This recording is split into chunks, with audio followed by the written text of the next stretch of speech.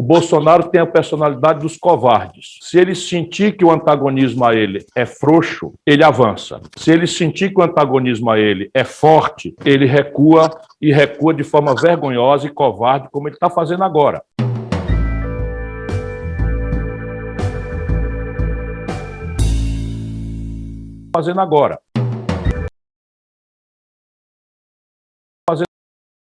Muitas pessoas na sociedade acham que apenas combater a corrupção resolve todos os males do Brasil. Eu discordo, mas acho importante que a gente possa trazer esse debate sobre corrupção, sobre se isso tem relação com, de fato, o crescimento do Brasil ou não, e também com o melhor funcionamento das instituições democráticas. A corrupção, ela é um câncer e ofende muito mais a confiança das pessoas no sistema democrático, no sistema representativo, do que propriamente o orçamento. Se a gente, por acaso, estalasse o dedo e a corrupção acabasse, nós teríamos, então, um paraíso, a saúde passaria a funcionar, a educação seria de qualidade, a segurança pública eliminaria a violência. Isso absolutamente não é verdade.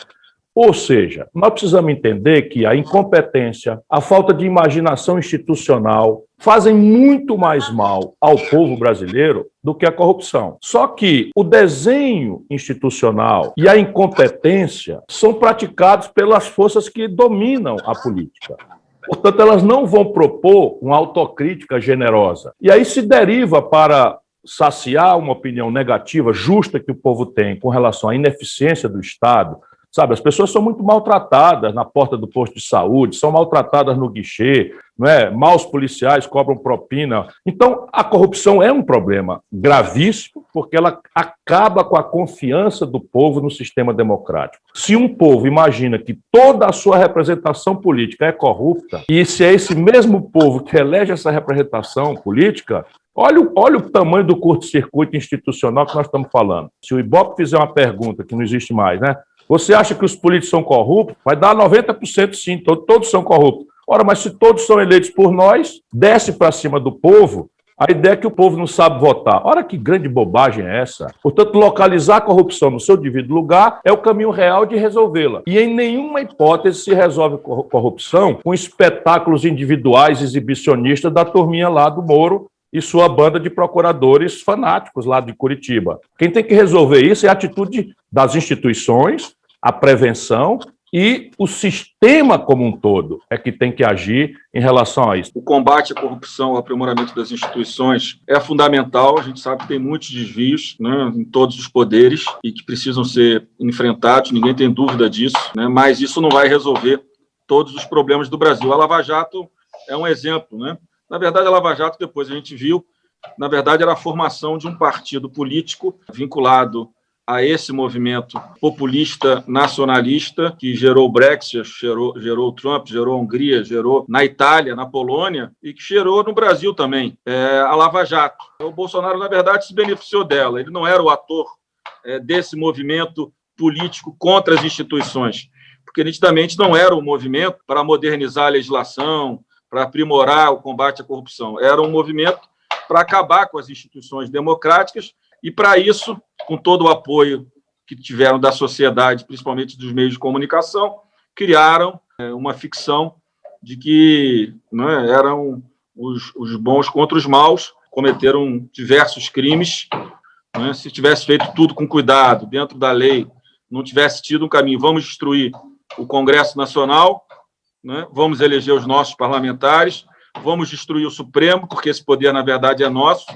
Quantas ameaças, pressões fizeram sobre decisões do STJ e do Supremo, e muitas vezes, infelizmente, as duas cortes ficaram intimidadas, e acho, claro, que o combate da corrupção é fundamental, a modernização das nossas leis, mas acho que esse é um tema que precisa ser enfrentado, mas a gente sabe que não é da noite para o dia, resolvendo isso, que a gente tem que melhorar muito nesse tema da corrupção, que a gente vai necessariamente resolver saúde, educação, transporte, segurança pública, mobilidade.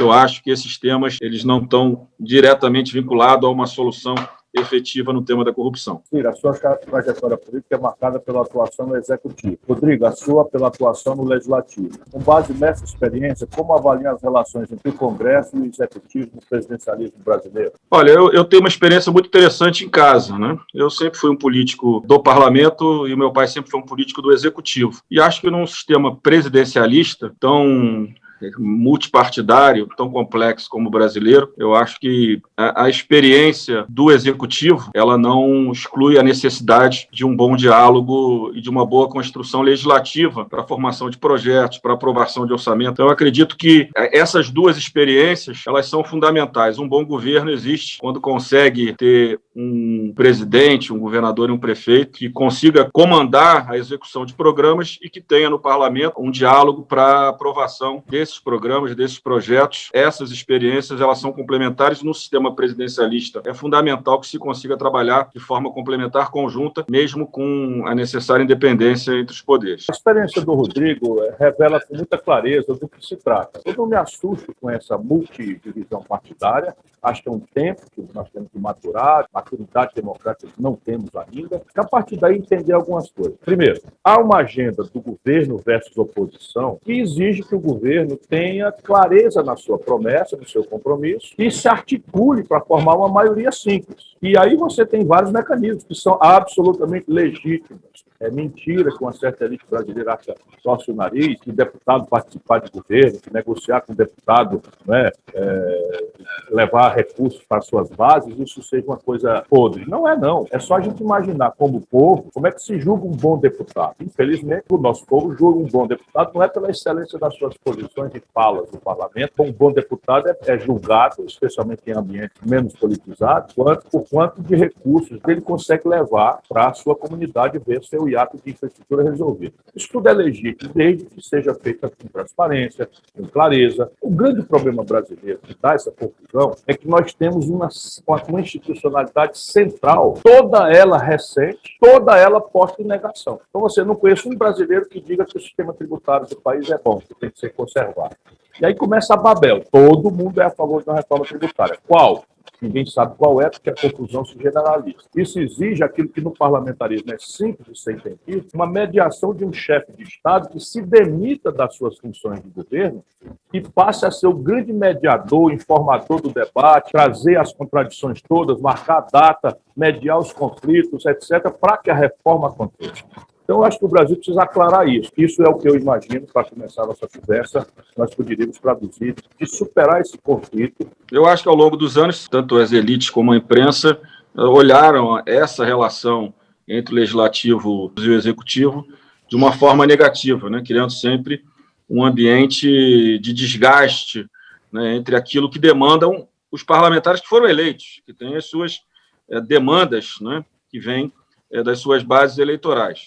Ampliado agora nesse governo, que é um governo que é da antipolítica, né? Então todos os movimentos são contra a política. Acho que a questão, por exemplo, orçamentária, que nós demos um primeiro passo, mas não conseguimos regulamentar, porque quando nós íamos regulamentar, o Centrão fez o acordo com o Bolsonaro e a matéria saiu de pauta, é um tema fundamental. Você parar com essa questão de ficar negociando orçamento e ficar ao longo dos anos criando espaço para negociações individuais. A formação de um governo, ela passa pela constituição da maioria, como o Ciro falou, e a partir daí, de forma legítima, essa maioria vai governar dialogando sempre, respeitando as minorias. Aliás, o parlamento sempre é a casa que deve proteger o espaço das minorias e a ampliação dos debates com a sociedade. Mas eu concordo que a gente precisa modernizar o arcabouço legal, principalmente orçamentário, para que essa disputa por orçamento seja uma coisa num debate de programas. Meu caro Rodrigo, a presença maciça de militares no governo compromete a neutralidade política das Forças Armadas? Se você achar que sim, como você sugere que nós lidemos com o problema? O problema começa,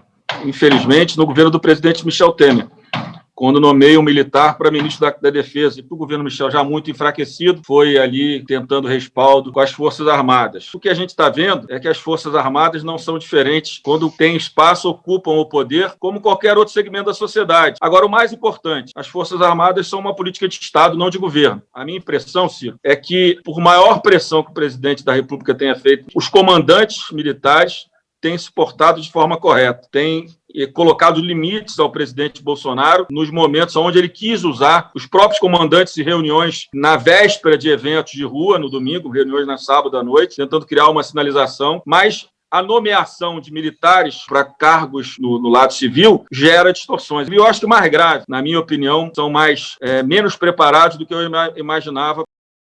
A deputada Perpétua apresentou uma emenda constitucional de forma definitiva, eu acho que talvez até para o próximo governo, para não parecer que é contra esses militares, que o nosso problema até agora não são as Forças Armadas, eu acho que é muito mais nas polícias militares. A gente viu ontem o caso da Bahia.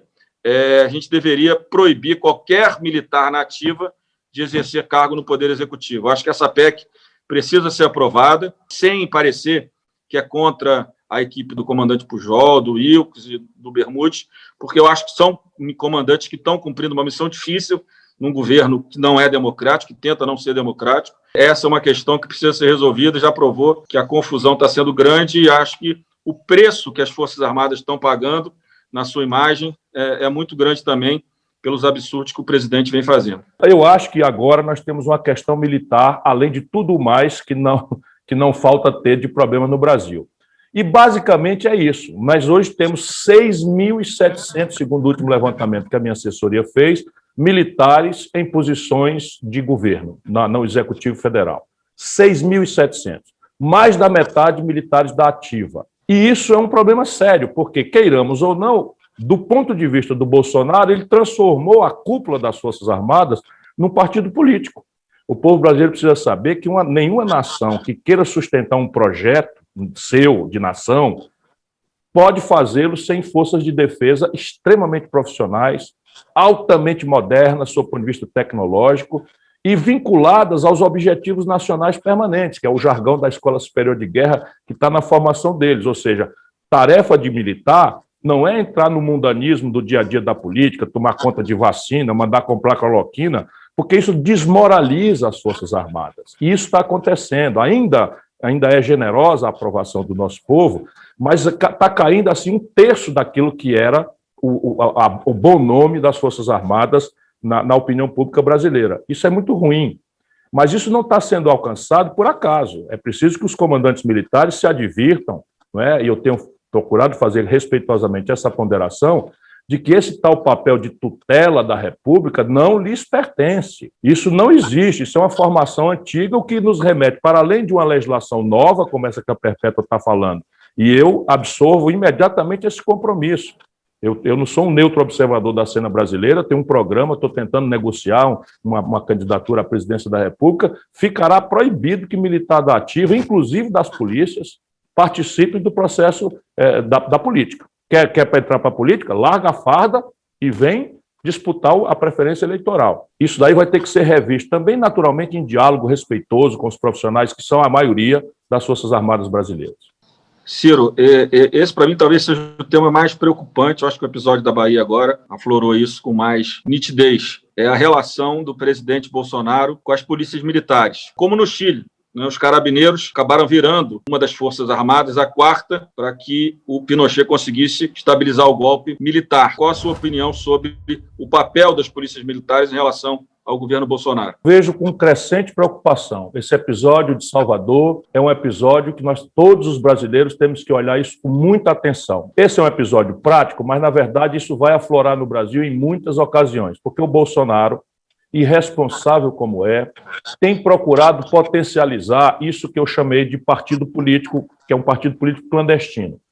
E, basicamente, todas as condutas do Bolsonaro sinalizam, e isso é a ideia de um grande marginal internacional chamado Steve Bannon, que foi condenado nos Estados Unidos e depois teve um perdão como último ato do Trump, e que atua no Brasil de forma clandestina, vinculada aos filhos estranhíssimos do Bolsonaro, para ficar numa palavra aqui. Então, é uma espécie de ultradireita internacional que está nesses gestos aí. Por exemplo, um camarada chega, o assessor internacional do presidente do Brasil, e faz um gesto de supremacia branca nas costas do presidente do Senado Federal. Isso é coerente com todo esse comportamento, porque está se organizando uma espécie de milícia que deriva da experiência do Bolsonaro e dos filhos dele com as milícias do Rio de Janeiro e que basicamente são uma espécie de força armada sobre quem o Bolsonaro tem opinião explícita.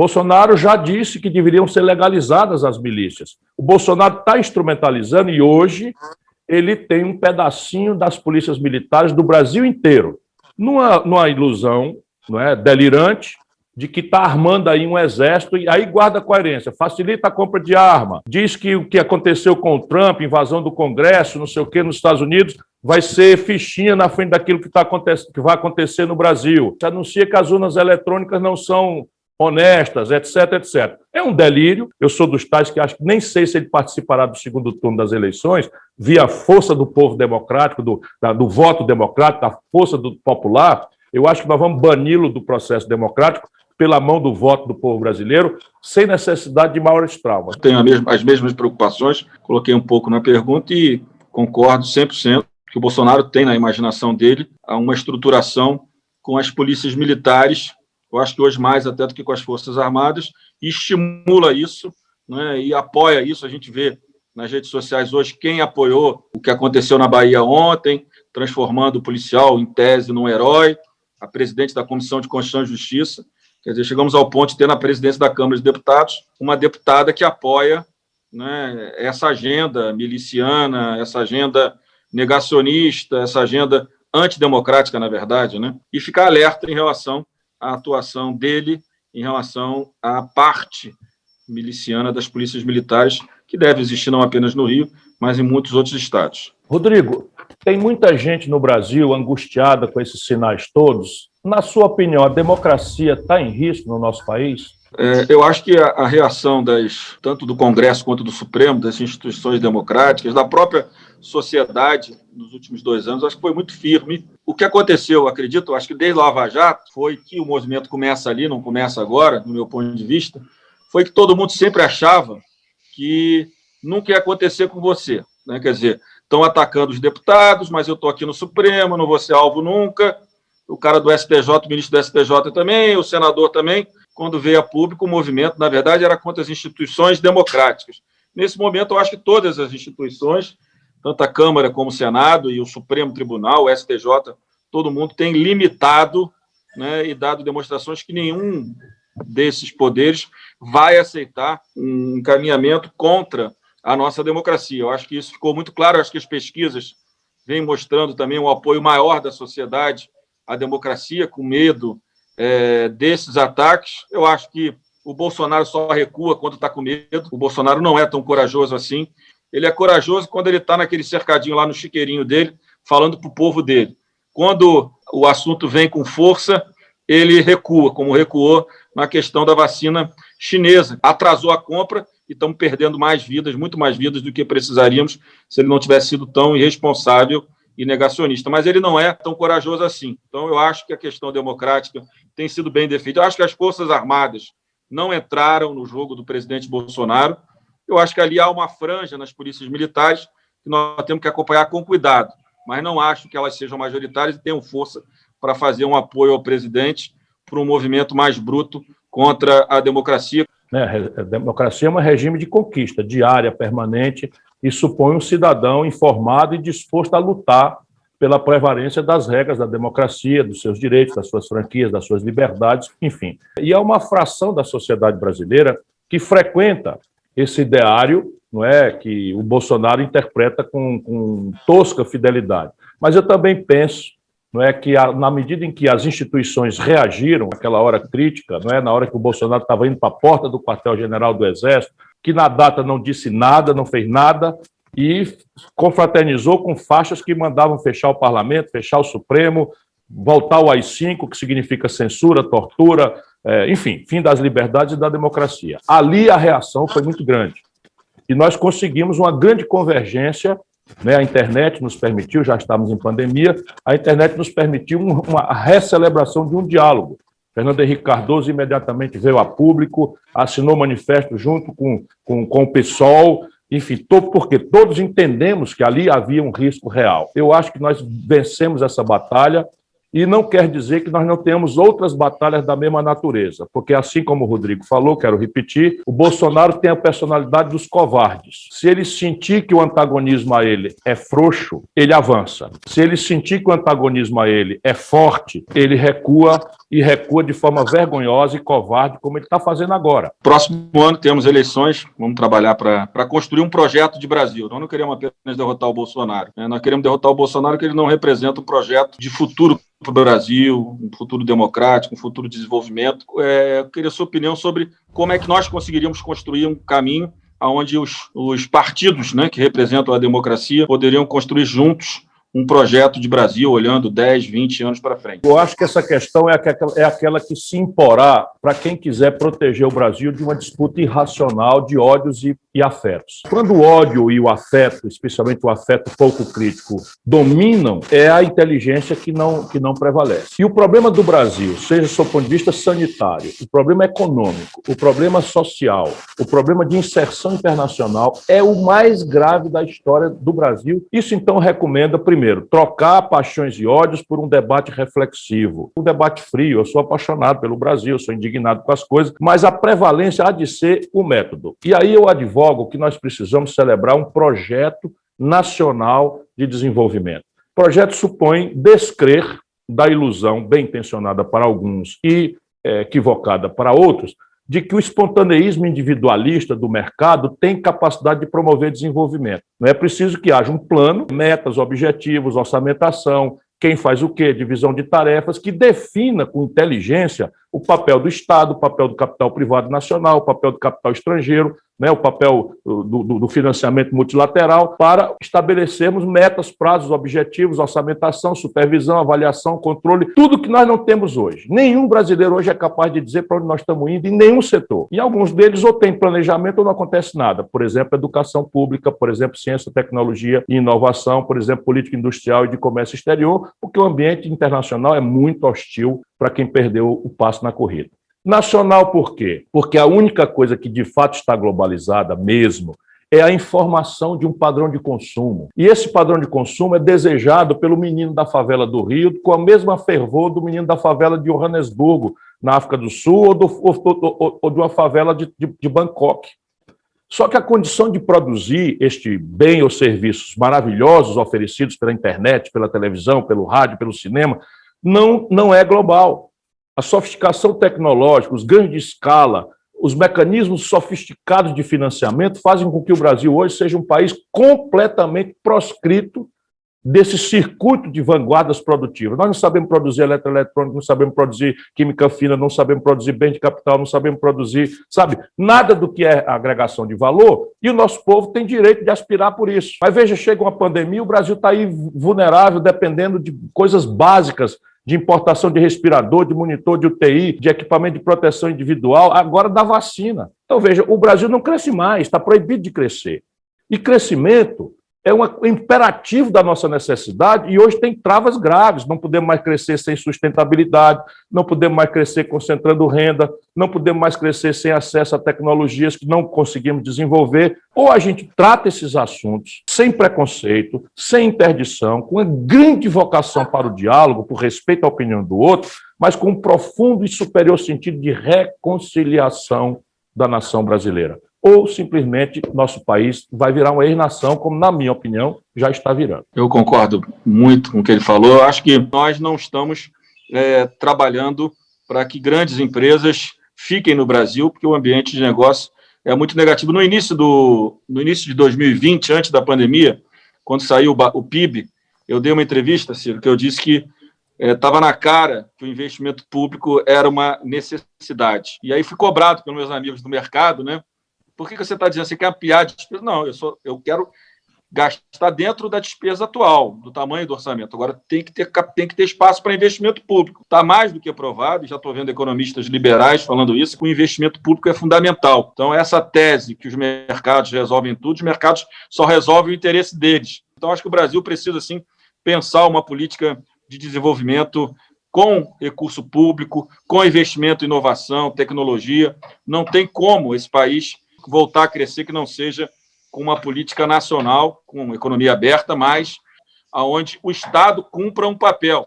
não de interferência excessiva, mas um papel de árbitro nesse processo, onde ele organize exatamente a sociedade e garanta que a gente consiga, de fato, fazer o Brasil voltar a crescer, trabalhando sempre com um caminho de redução de desigualdade, que é o que tem acontecido ao contrário no Brasil e no mundo, que eu acho que esse é um grande debate também, como reduzir a desigualdade no momento que muitos estão ficando muito ricos, só que a diferença entre os muito ricos e os mais pobres tem aumentado a cada ano, não apenas aqui, mas em todo o mundo. Você acha que existe espaço para a gente oferecer um caminho que não seja ou a manutenção do status quo, quer dizer, a permanência do bolsonarismo que está desastrando o Brasil, ou a volta ao passado, ilusório, de que aquilo foi tudo muito bom, esquecem que foi aquilo que desastrou o país e começou a produzir o quadro que nós temos. Enfim, você acha que tem espaço para nós construirmos para o povo brasileiro um caminho alternativo entre o lulopetismo e o bolsonarismo? E se acha que sim, como construí-lo? Olha, eu tenho certeza que a gente já está vendo matérias, o próprio PSDB caminhando para um maior debate, né? Eu acho que é legítima a pretensão do Dória, do Eduardo Leite, é legítima a pretensão do Luciano Huck, né? Mas nós temos que compreender que nesse quadro polarizado não há espaço para 2 ou 3 no meio, no centro. Você, né, o PDT, junto com o PSB, com o PSDB, com Cidadania, com o PV, com a rede, eu acho que nós temos que estar dialogando, né, e construindo o caminho, Ciro, para ter apenas uma alternativa, uma chapa, onde a gente consiga complementar, né, posições, quer dizer, o teu perfil com outro perfil. Eu acho, claro, que olhando o cenário de hoje, sem dúvida nenhuma, o teu nome é o que agrega mais experiência e mais apoio. Mas eu acho que todos nós devemos estar abertos para construir uma grande aliança e conseguir enfrentar as posições mais extremas para que a gente possa, de fato, trazer um novo debate para o Brasil. Porque senão nós vamos estar olhando para um debate para o passado. Um debate que gerou o bolsonarismo, de todos os erros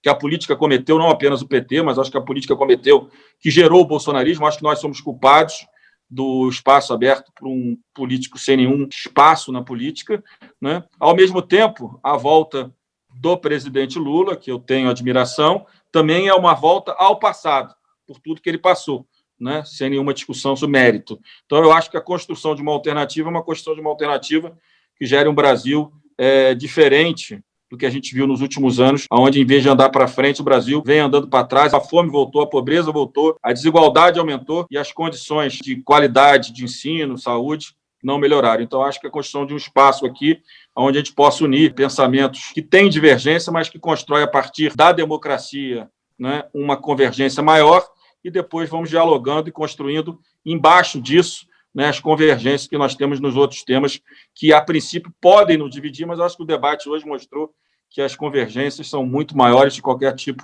de diferença entre partidos de centro-direita ou chamados de centro-esquerda. Bom, eu comovidamente acho que não só existe o espaço, mas que é necessário que cada um de nós faça o que puder fazer, e isso quer dizer que eu estou disposto a contribuir no que estiver ao meu alcance para que se construa esse caminho, nesse terrível ano de 2021/2022, quando talvez sentarmos para conversar, premidos pelo calendário eleitoral, estejamos olhando para 500 mil de pessoas mortas e, evidentemente, com a seriedade que tem que nos caracterizar, nós não podemos dizer que o Bolsonaro é responsável por todas elas. Mas, certamente, a conduta anticientífica, negacionista, fazem do bolsonarismo responsável definitivamente perante a história pela extensão desse genocídio. Portanto, quando nós sentarmos para discutir, o Brasil também estará com um cenário de terra arrasada, sob o ponto de vista social, econômico e de relações internacionais. Isso quer dizer que nos impõe a todos nós 2 tarefas, não é só uma. A primeira é derrotar esse conjunto de valores, não é nos vingar do Bolsonaro, porque a nossa tarefa é construir, e nós precisamos demolir esse conjunto de valores, né, egoístas, valores genocidas, valores anti-humanos, valores anti-ambientais, valores anti-mulher, valores anti-comunidades LGBTQI, para, derrotando esse entulho, a gente fazer uma bela terreno para a construção. Mas a segunda tarefa talvez seja mais exigente do nosso esforço, porque afetos e paixões, de novo, todos somos humanos e temos que tê-lo. Mas o que se impõe agora é a construção do que nós queremos botar no lugar, e aqui o debate tem que ser claro, para onde o Brasil quer ir, quanto custa, Qual é o prazo? Afinal de contas, qual é a dificuldade de se debater, seja direita, esquerda, centro? Qual é a dificuldade de se debater esse conjunto de perguntas simples? Qual é o Brasil que nós queremos? Quanto custa produzir esse país em 30 anos? Qual é a tarefa dos 30 anos em 15, em 10, em 5? Quem faz o quê? Qual é o papel de cada setor do capital? Qual é o papel da força do trabalho? O sindicalismo brasileiro está esmagado. Não se faz nada em nenhuma sociedade do mundo sem um prestigiamento robusto da força de trabalho, porque isso é necessário para equilibrar as coisas. Como é que haverá capitalismo moderno sem consumo de massa? A questão ambiental não pode ser uma questão de amantes da natureza como nós somos. A questão ambiental é que o novo protecionismo global vai inibir as compras dos produtos brasileiros, da mineração, do agronegócio, se nós não demonstrarmos que nós estamos produzindo aqui com bases em práticas novas, sustentáveis, modernas. E, por fim, enfim, quanto custa esse projeto? Quem vai pagar essa conta? Essa é a grande discussão. E aí, meu irmão, não tenho a menor dúvida de que nós vamos estar juntos, porque eu estou disposto, com todo entusiasmo, a dar a minha contribuição. O que eu trago é uma indignação crescente, que eu vou ter que moderar, porque, às vezes, o meu jeito de falar bota o bicho a perder, eu estou consciente disso, mas nós precisamos ter alguma intransigência, né? E a intransigência é não dar mais para sobreviver num país que humilha a maioria esmagadora do seu povo com a miséria mais desumana. Para mim não dá, eu prefiro largar a política do que ser conivente com isso. Mas vai dar certo, vai dar certo. Se Deus quiser, no fim do ano nós teremos vacinado o nosso povo e haverá uma explosão de alegria, e essa explosão de alegria vai ser revolucionária.